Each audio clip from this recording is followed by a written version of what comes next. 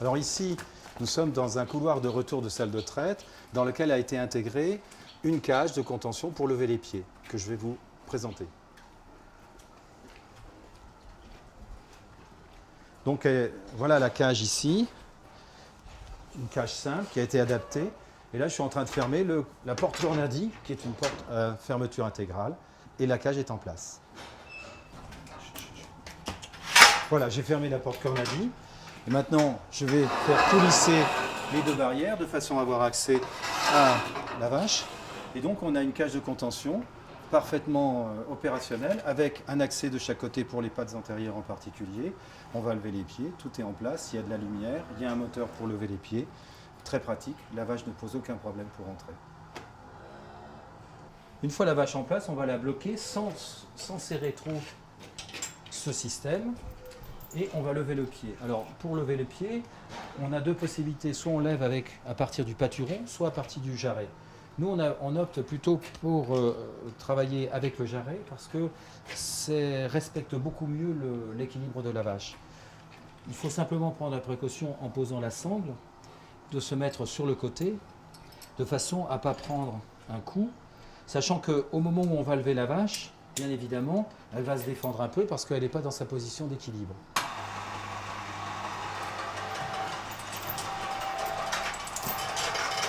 Et donc, on va lever le jarret en général en laissant un travers de main entre la pointe du jarret et la pointe des fesses. On peut aller jusqu'à la pointe des fesses, mais c'est vraiment l'extrême limite pour éviter qu'il y ait un déhanchement.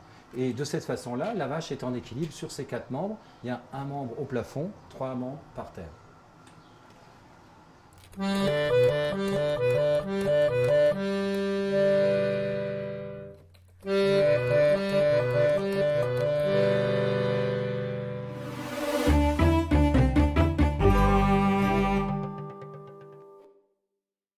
La première phase de colique, elle est d'une durée différente suivant que c'est une génisse ou une vache.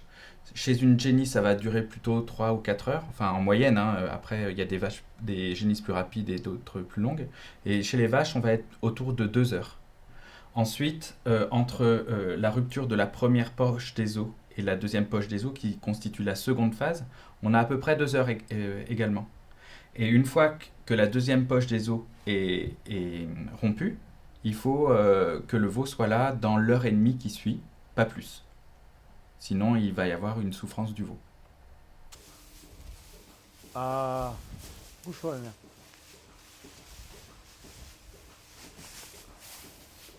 À 6h30, 18h30, j'ai vu que par rapport à ce matin, elle s'était un peu brisée au niveau du sacrum. C'est ce qui m'a fait la... Bouge pas, nerveux. C'est ce qui m'a fait la fouiller et voir que les pieds étaient déjà engagés avec la tête. Donc maintenant, il n'y a plus qu'à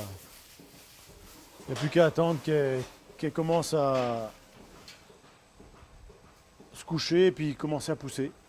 Quand cette génisse rentre dans le box de vélage, on ne sait pas exactement dans quelle phase on est. En tous les cas, ce que l'on sait, c'est que on a vu la vulve qui était tuméfiée, on a la mamelle qui est bien préparée, et puis on a ce qu'on appelle la vache cassée avec la queue qui ressort ici.